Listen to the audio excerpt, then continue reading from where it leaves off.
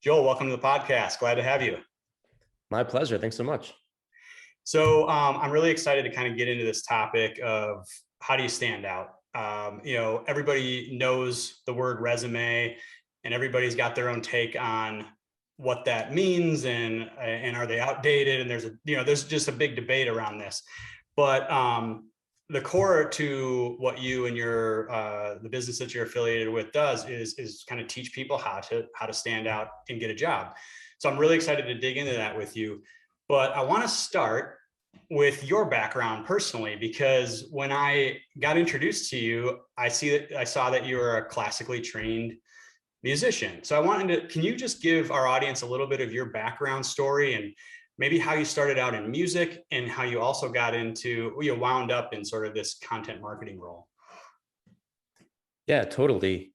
I like quotes, so I'll start with one of my favorite quotes by Howard Thurman. He said, "Ask not what the world needs, ask what makes you come alive, because the world needs people who have come alive." And so I heard that quote some 10 years ago, and the seed was planted for me, and it really resonated with that.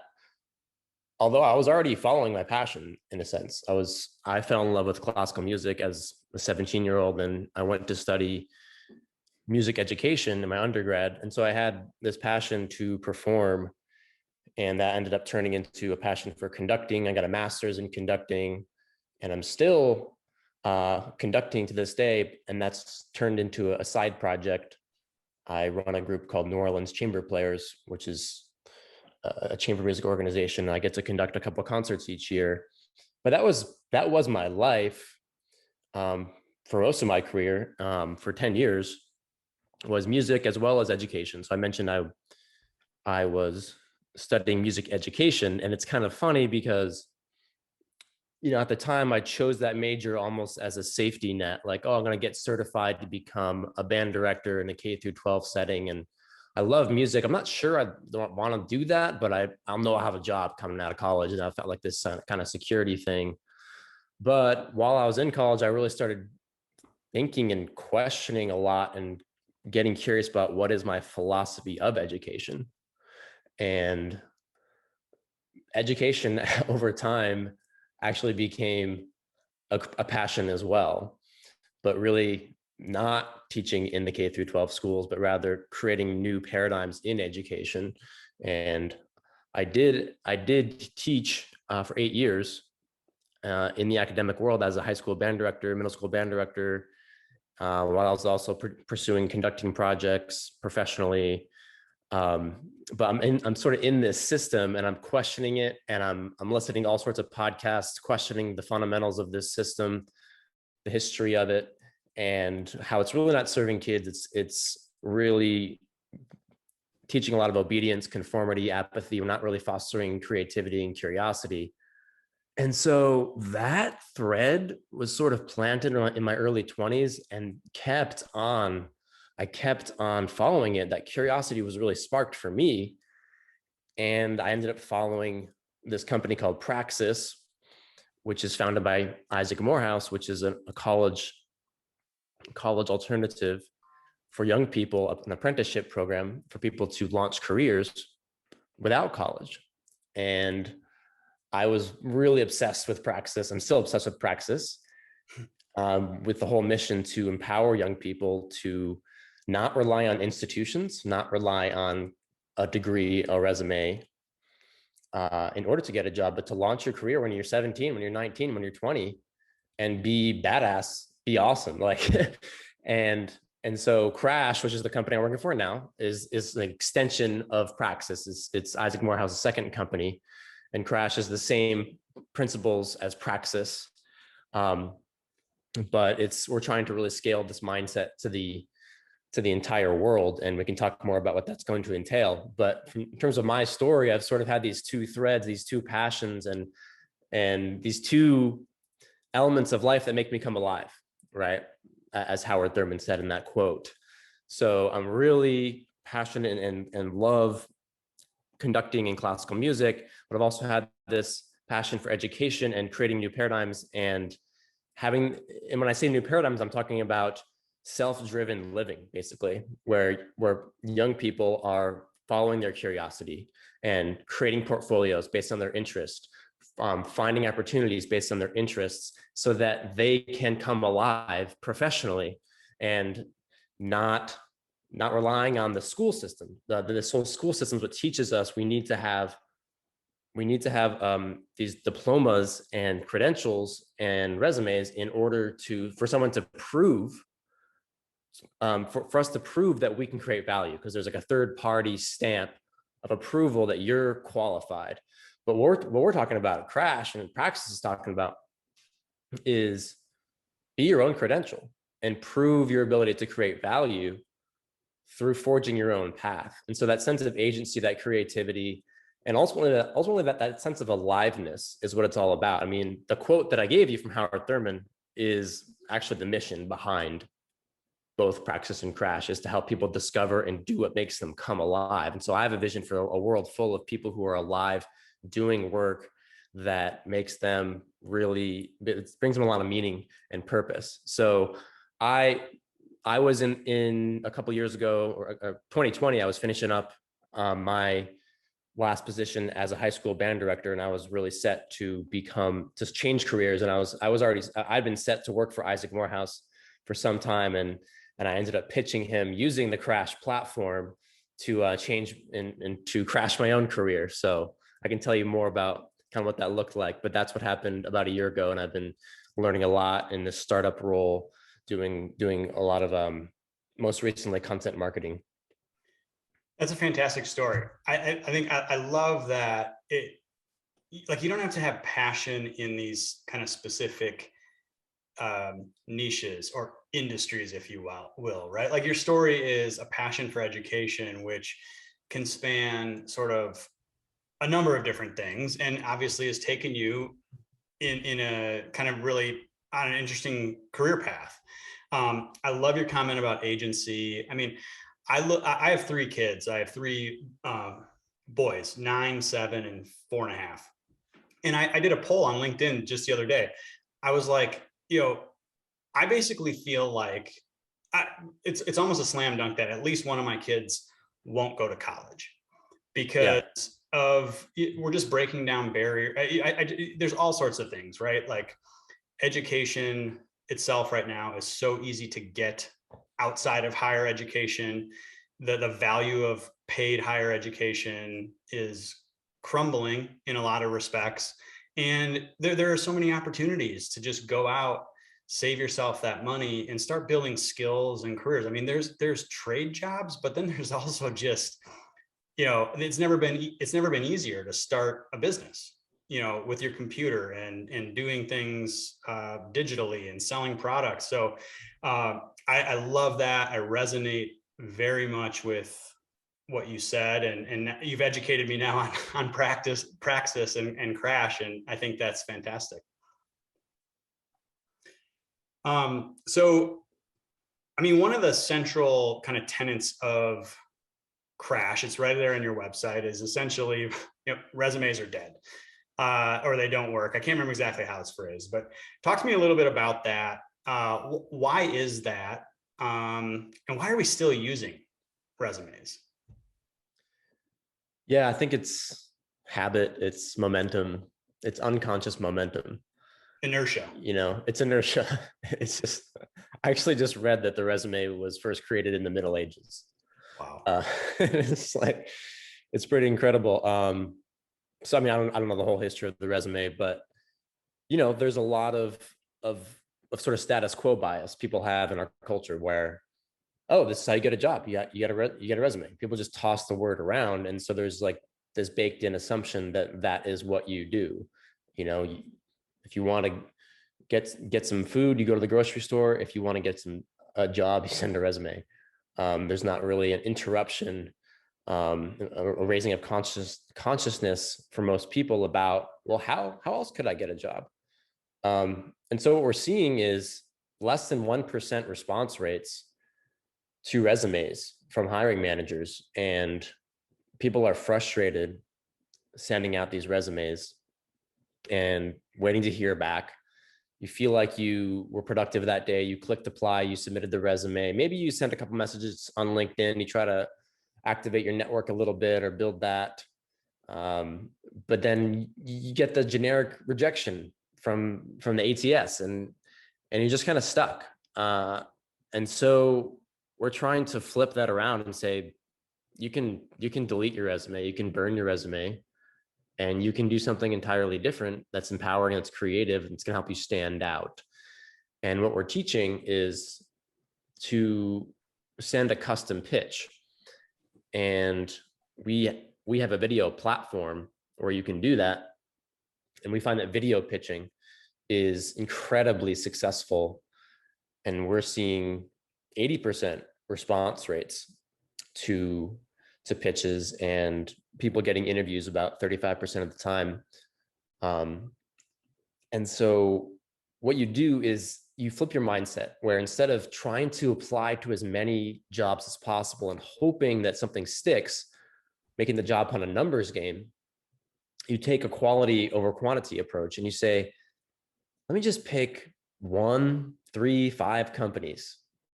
Just I like to say, just start with one company, because you just focus.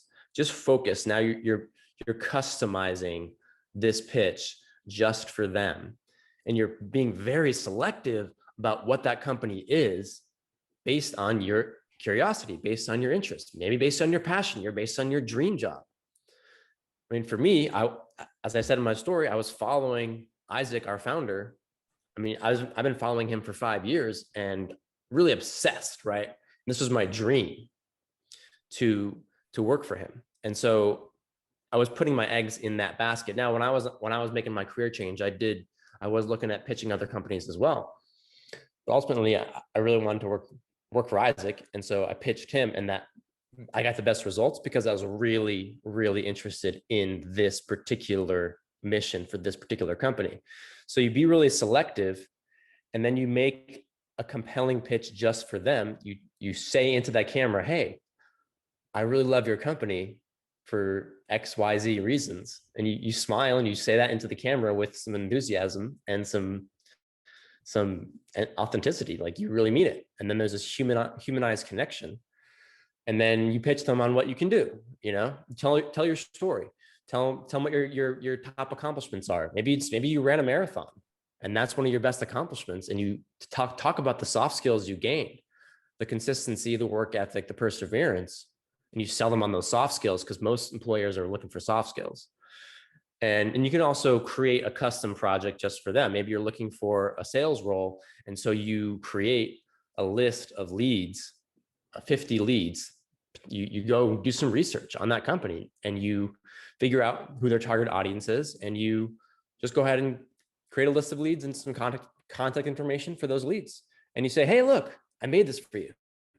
I'm giving you a gift just for you. And so what you're doing is you're doing the job before you have the job. And you're signaling that you go above and beyond, and you're signaling that you take initiative and that you don't wait for permission, which again, it goes back to that schooled kind of mindset where we learn what the rules are and we try to ask for permission, but you just say, no, I'm just going to create value for this company right now. And it's hard for them to ignore you. It's hard for them to ignore you when you just do something just for them and you make it customized, because they're receiving hundreds of applications that are boring and generic. And when you send something in an email, you skip the ATS, you just email a human being at a company, here's my pitch, and it's just for them. It's pretty hard to ignore. Right. So for our audience who don't know the definition of ATS, and ATS is an applicant tracking system, applicant tracking software. They're used by HR departments all over every industry, every company imaginable. And it's really a system that helps the hiring manager weed out resumes. Essentially, they're looking for certain keywords, and they're looking for any way to reject applicants, because I don't know the numbers offhand. Maybe you do, but I mean, again, it's like, well, you said 1% response rates, right? So like your average hiring manager is going to get 250 resumes, yeah, and respond to just a few of those, right? So that's what an ATS is, and that's where Joel's kind of saying it's very similar with old-fashioned networking, right? Like building relationships and doing things that way help you essentially just bypass that big gatekeeper, to talk to a human being. So I have a couple questions about what you said. So um, number one, I think there's this interesting numbers play, right? Where a lot of people say, hey, I need to apply for as many jobs as possible because I know the numbers are low. But when you sort of flip, when you sort of, and I think people are scared to go really deep a lot of times and invest a lot of time and energy into creating something creative if they don't know that they have a much better response rate. But you guys have kind of documented that. So I think that takes some of that initial fear out of it.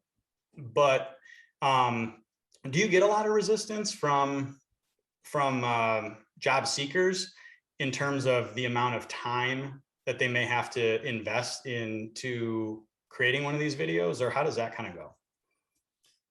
Yeah, we definitely hear that sometimes where people are hesitant to focus on just a couple of companies because of what you just said, and they really want to get that job, and so there's a mindset of let's cast a wide net, and that's going to give me the best chance of catching a fish here.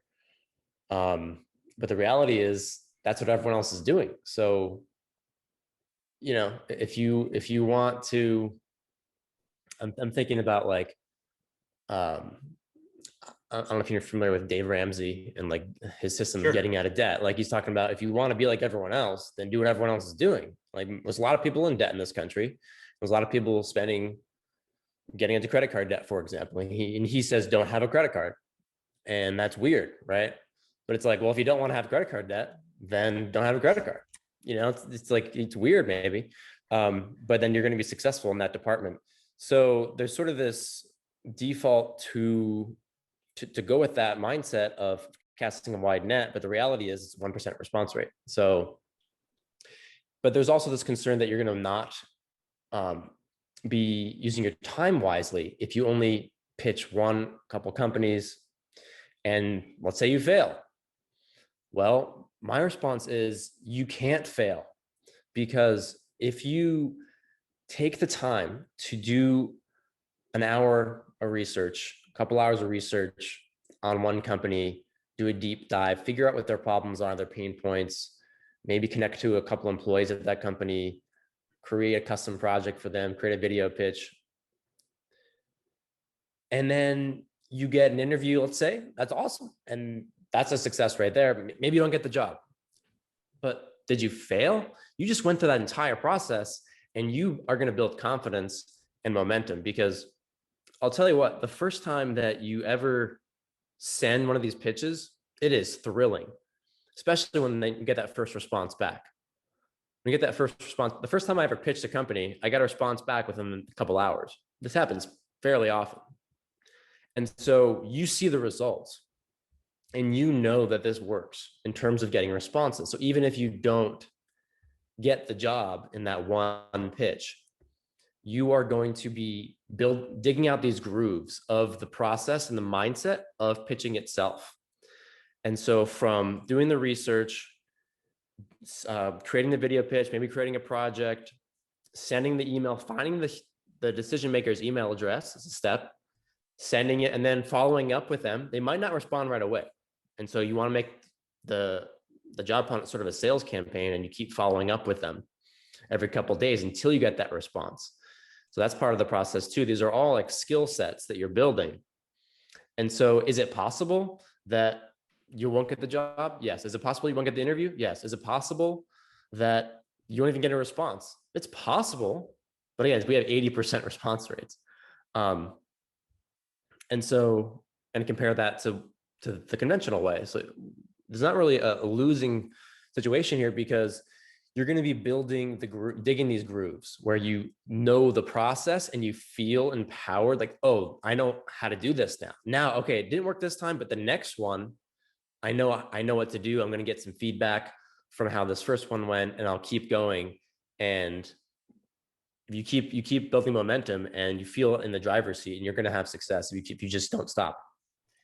So within this, the crash playbook, if you will, is it an entire sort of system that you walk people through? It's not just the novelty of video. Is there an entire process that you end up coaching people on and how to do this? Because those skills, absolutely, like how you describe them, are replicable to not just Crash, but I mean, I would say networking in general.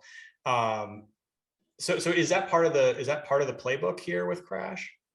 Are you working with people one Yeah. on one? Yeah. We're working with people one-on-one and coaching them on this process. And it is a process. The video pitch is the main tool, but the process is key. Like I said a little while ago, the key at the beginning is to choose the company selectively, where don't pick just any old company, but really pick a company that when you do turn the camera on, that you can look into that camera and smile and have a genuine smile because you really want to work for this company. And it's funny because people think, myself included, for a while, that pitching the dream job is actually, that's asking too much, and just want to just get a pretty good job. But if you do have a dream job, go for that, because you're going to be able to have that much more gusto and power and motivation to make it happen. It's not going to be easy necessarily, but you don't just want to just get any old job. Not only because why would you not want to be like really alive when you're at work, but also in terms of the efficacy, people want to work with people who are really gung-ho about their mission. So don't shy away from finding that dream job. But if you don't have a dream job, just follow your curiosity. You don't have to have the pressure on yourself to have the passion and your calling. Just don't pitch companies that you don't like, that are just going to make you feel dead inside. Otherwise, as long as it's kind of looks pretty interesting, then go for it. And you're going to learn over time, what your strengths are and what you really enjoy doing, and you can keep adapting from there. So you guys have a process, and you coach people on doing this. If you had to like sort of pick 4 or 5 things, like if I were to say, Joel, is there a formula to standing out, like amongst the crowd, in not just resumes, but let's say you could probably extend this to any type of endeavor. What would it be? I mean, I think themes that I'm hearing off of this conversation are, choose your target carefully. Like, what are you really trying to accomplish, and put more eggs in that basket. Don't do a whole bunch of things mediocre. Go after something, right? And have passion. And 2 is probably like the research. You talked about research, right? And finding something personal, or finding something that the company is really doing, delivering value. Like that would be maybe 2. Are there others? Like how would you kind of maybe break that down? Yeah, I mean, 2 words that come to mind are creativity and persistence. Where if you just go back to creativity and persistence, then you will be successful. And thinking, how could I get a job without a resume? What if instead of following the rules of I need to send a resume, make up a new rule, which is I can't send a resume. You kind of create this constraint, which can breed creativity, right? Creativity is dependent upon constraint. So you say, I can't send a resume. Now your imagination is forced to activate, and you say, what would I do in order to get a job, to get someone's attention? So that's when you start thinking outside the lines, and you think, oh, well, I could actually, instead of applying on this job board, I can contact an individual person in an email. Oh, we're living in 2021. It's actually very easy to get someone's email address. Go on a site like hunter.io, and you can verify email addresses, and you find decision makers based on the company's LinkedIn profile, and you contact them directly, and you send something custom and creative as well. And then the persistence, where again, this key leg is the follow-up process. After you email them your pitch, you continue to follow up every 2 to 3 days until you get a response, and not letting up on that. And that's another skill to build, because it might take 4, 5, 6 follow-up emails or more. But if you talk to sales professionals, they'll say that there's not really a number of follow-ups that's too many. And you're not really at risk of being annoying. You're just going to be signaling that you're persistent and you're interested. So continuing to follow up. And so, yeah, creativity and persistence, and just always asking yourself, how am I in the driver's seat? How can I stay in the driver's seat? What's the next step that I can do? Once you get an interview, let's say you have an interview, are you going to wait around and see if you get the job? No, keep going.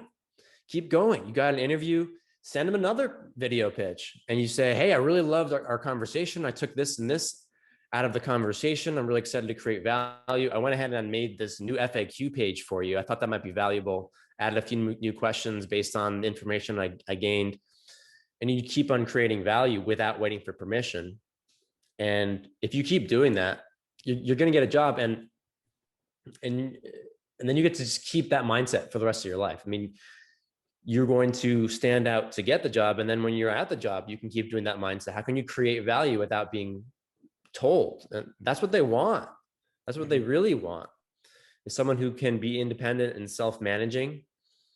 And that's the best form of job security, is to be able to say, I'm always empowered to make opportunities happen. Very cool. When you said the word creativity, you were coming alive. You kind of had this like little smirk on your face.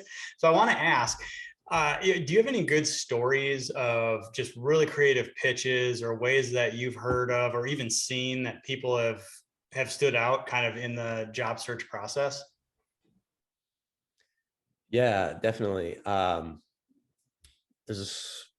We've had people do flips off of trampolines.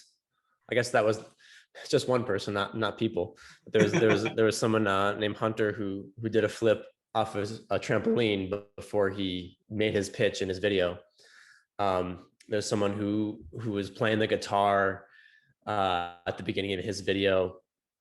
People making all sorts of just really highly produced videos that are more creative. I've heard a story of people, of someone who sent a burrito to the CEO's house because she found out that he loved Chipotle, and so she hand delivered this burrito. When I was on the job hunt, I was pitching companies, and I would send them books. So I would send them a pitch, and then I would also send a physical book to the office of the company, and I had a little note in there, and that had the link URL to the pitch that I made in there. And so I write this daily newsletter, the Daily Job Hunt, and we kind of have this playful tone in there. And I've been just joking around in a sense, but not joking around, like, hey, like, you could send a video of yourself dancing in a clown suit, and you're going to have a better chance of standing out. You send them a picture of you lifting 300-pound weights, like, get imaginative. And yeah, at the end of the day, you need to actually create tangible value for the purpose of the role of the company. But what you're doing is, when you get creative, is signaling that you're creative and that you're willing to think in that way. And that is what they want when you are actually on the job. They want you to be able to stop and think, how could I make this happen in an interesting way, in a valuable way, for whatever the task is at hand, rather than being a cog in a wheel and just doing the tasks. They want people who come alive, that are creative. So just start doing that right away. Yeah, I think there's a couple things there. You said, like, you have to eventually create real tangible value. Yes. But step one is essentially upping your odds of just being noticed. And by staying out of the ATS, you're exponentially upping your odds. And I think on the flip side, hiring managers are probably kind of sick of just seeing the same old resumes all the time, right? And so they're interested in seeing something creative and seeing something stand out. So I think those two things are kind of working together. I wanted to just share a story. I saw a story on LinkedIn a few months back about a guy. He was a copywriter trying to find a copywriting job, and he found the hiring manager on Venmo. and actually sent a request for $50,000 for a copywriting job. He sent a request to the person, and it like totally got him the interview. I'm not sure if he got hired or not, but it was a LinkedIn post from the hiring manager that was like, this was amazing, and yes, we're absolutely interviewing him tomorrow. So I just like, I love that story of just using a different medium and finding a way to stand out. Yeah, and I've also heard stories of people creating landing pages. There's a famous one, Nina for Airbnb.com, where this was some years ago, but she created this full landing page for Airbnb with her proposition. I forget the details, but she had, I think, a marketing plan all written out on this page and saying how she wants to work for Airbnb. And she didn't actually end up getting a job with them, but lots of other companies saw what she did and reached out to her. So that's another ripple effect. And that's how another reason you can't fail is that even if you didn't get that particular job, you could tweet your pitch. You could get the attention of all sorts of other companies by showing what you're doing. And the landing page idea is a great one because you can stand out and you're creating specific value, and you're creating a plan of what you actually are planning to do.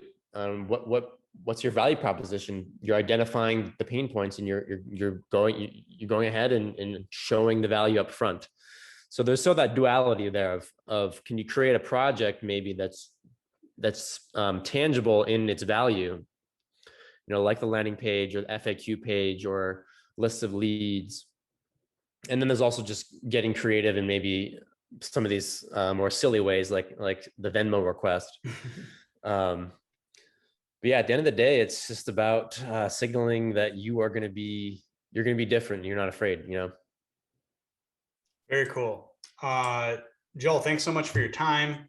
Can you leave our audience with where they can learn more about you? I think you talked about a newsletter. Give them all the details for where they can find you, find Crash, and follow up if they need to. Yeah, sure. For Crash, you could go to crash.co. That's our website. And you can see what we're doing there and what we're teaching in our coaching system. Go to crash.co/daily. That is the site for our newsletter, the Daily Job Hunt, which is what I'm heading up. And that's six mornings a week. It's a really short, snappy email. Just giving you this kind of daily dose of encouragement, empathy, and no nonsense advice. Let's try to have that sort of collage of different tones to it, where we really understand that the job hunt can be discouraging. So hopefully, if you're on the job hunt, reading this email in the morning can be a place where you get a little bit of that encouragement and that cheerleader in your inbox, but also like, hey, try this instead. Do this instead. This is going to work, and it might take it might feel a little uncomfortable at first, but go for it. And you're going to build that confidence. And if you want some support, then reach out to us at Crash, and we can get you going on our coaching system. Awesome.